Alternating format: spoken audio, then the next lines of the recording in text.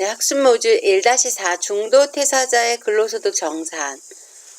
여기에서는 학습 목표는 중도 퇴사자에 대한 근로소득 정산에 의한 세액을 환급 또는 추징할 수 있다. 중도 퇴사자 연말 정산을 하고 나면 세액이 환급되거나 추징할 수가 있는데 이 부분을 처리할 수 있다가 학습의 목표입니다. 연말 정산의 시기는요. 연말 정산의 시기는 원천징수 의무자가 해당 과세기간, 그쵸? 1월 1일부터 10월 31일까지겠죠? 다음 연도 2월분의 근로소득을 지급하는 때, 보통은 이제 2월분을 2월에 지급하거나 또는 이제 2월분 근로소득을 2월 말일까지 지급하지 아니하였거나 2월분 근로소득이 없는 경우에도 2월 말일에 지급한 걸로 봐서 우리 연말정산은 3월 10일까지 하게 되어 있습니다. 그래서 근로자의 경우는 3월 10일까지. 다음 연도 근로소득을 지급하는 때에 연말정산을 한다. 신고는 3월 10일까지 한다. 중도에 퇴직하는 근로자의 경우에는 퇴직하는 달에 근로소득을 지급하는 때에 연말정산을 해야 합니다.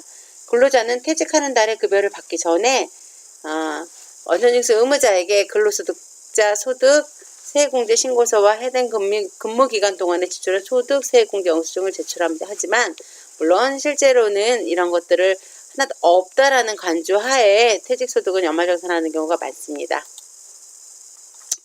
다음 페이지 보겠습니다.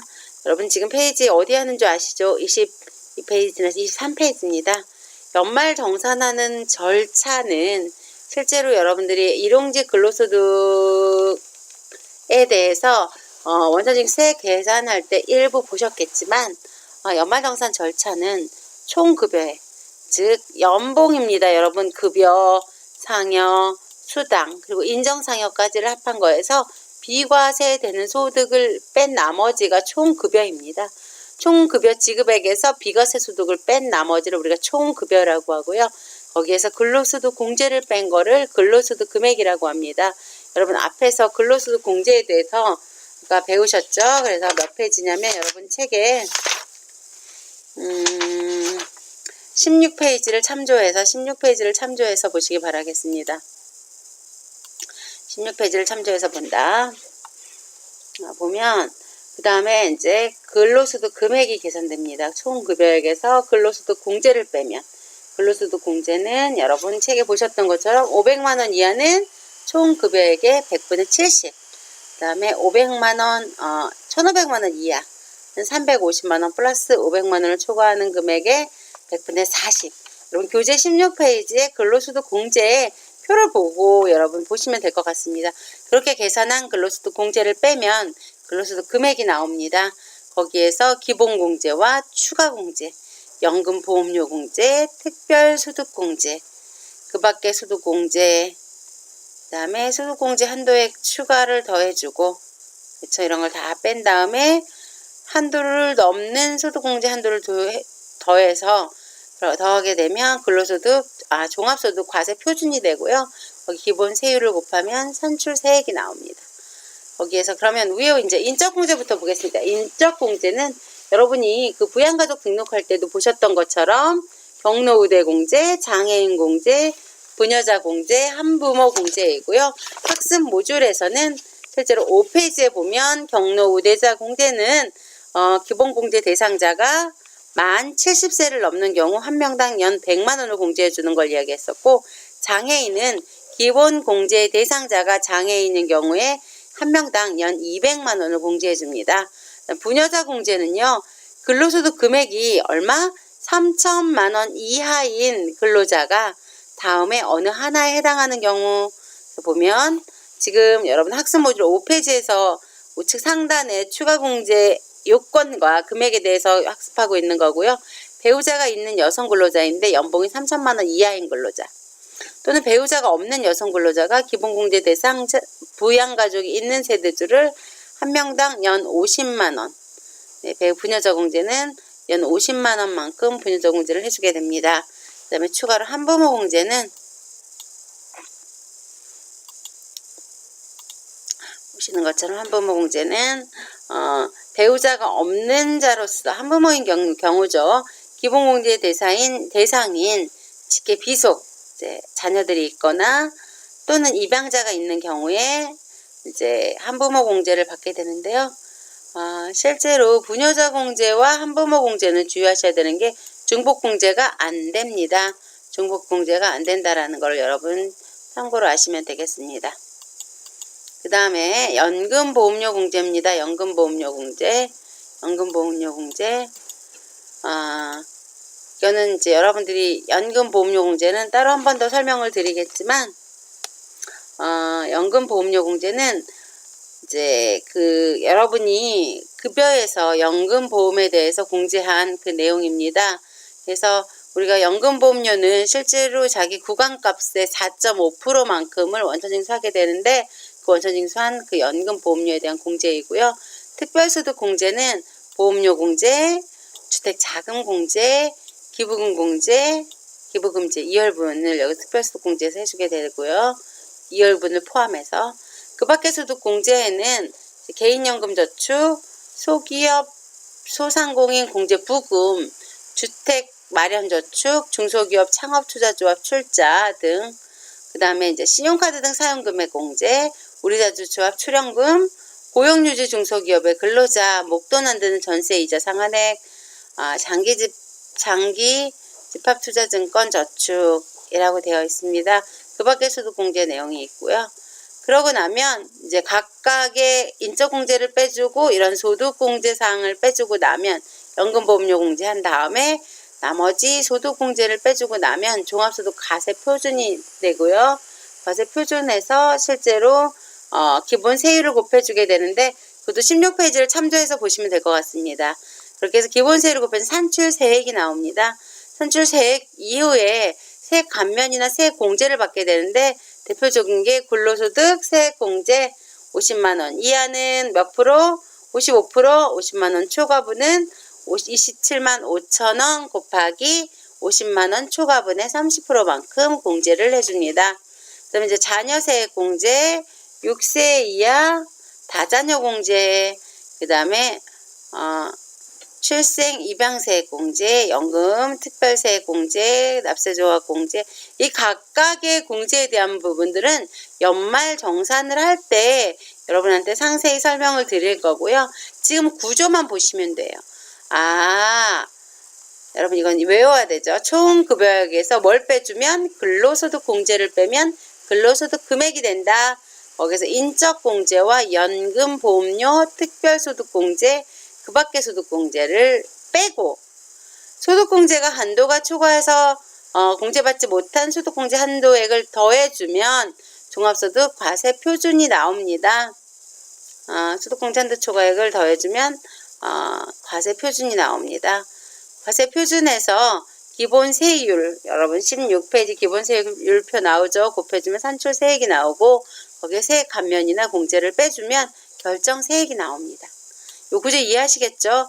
거기에서 여러분들이 매월 원천징수 당했던 세금을 기납부한 세금이라고 부릅니다. 그래서 결정세액에서 기납부세액을 빼주면 차감징수세액이 나오게 됩니다.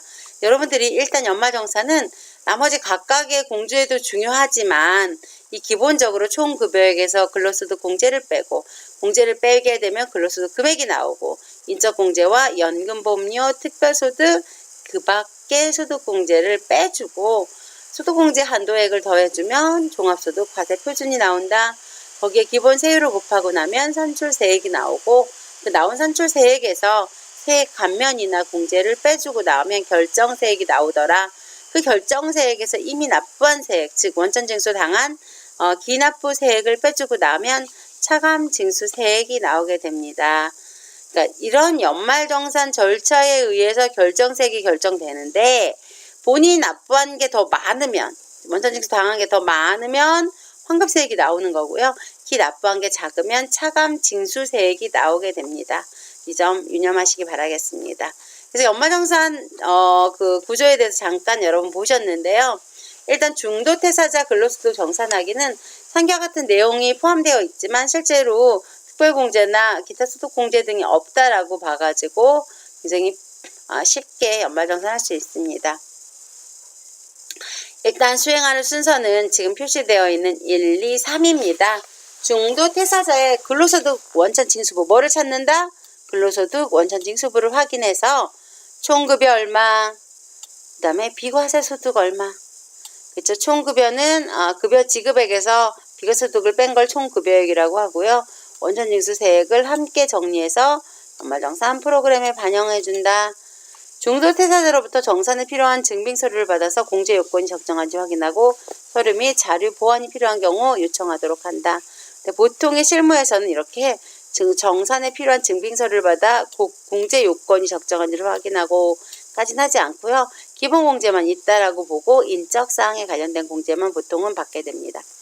퇴사일까지의 근로소득에 대하여 정산을 해서 환급세액, 아까 말씀드린 대로 결정세액보다 키 납부한 세액이 더 많은 환급세액을 계산하고 또는 추징세액을 계산해서 최종급여 지급 시 환급세액을 차가감한다.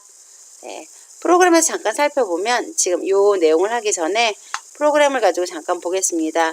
프로그램에 우리가 입력했을 때 성동일이 몇 월에 8월에 퇴사를 했습니다. 그래서 8월 급여를 한번 보겠습니다. 네, 성동일 보시면 여기 상단에 중도 퇴사자 정산이라는 버튼이 있습니다. 중도 퇴사자 버튼을 누르면 중도 퇴사자에 대한 원천징수세액을 계산하고 있고요. 총 급여는 2,960, 그 다음에 소득 공제는 969만원, 본인 1명, 부양가족 2명, 그쵸? 국민연금 보험료 공제 여기 있죠? 연금 공제 나와 있고, 건강보험료, 고용보험료 공제. 그 다음에 나머지 공제는 없다라고 보고 종합소득 과세 표준이 나오고 세율을 곱해주면 세액이 나옵니다. 거기에 근로소득세 공제를 감해주고요. 그 다음에 공제 대상 자녀 2명에 대한 자녀에 대한 세액 공제를 해주고요. 그 다음에 출산 입양 공제에 있어서 이 부분에 대한 이제 각각 공제를 자동으로 나오게 됩니다. 나머지 정산할 사항이 있으면 이렇게 소득공제 사항에 나머지 의료비라던가 소득공제 내용을 넣어주시면 되고요. 보통은 이렇게 연말정산하고 나면 이제 마무리가 되게 됩니다. 그래서 보면 결정세액이 제로이기 때문에 여기에 대한 원천징수 세액은 없고요. 요거는 내 급여에 반영해주면 436,520원. 이 이렇게 소득세가 이때 8월권은 원천징수하지 않고요. 이건 환급해주는 걸로 가감되어서 사람별로 재정산해서 주면 됩니다. 그리고 상단만 누르면 된다. 근데 눌렀을 때 여기에서 나오는 급여 총액이 여러분 메뉴에 소득자별 원천징수부에 있는 2,960만원 보이시죠?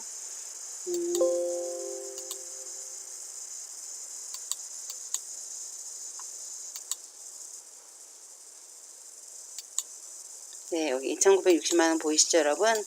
2,960만원과 그 다음에 여기에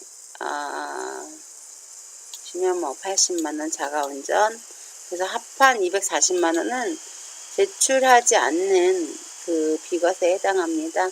미제출 비과세 어디에 합계되지 않습니다.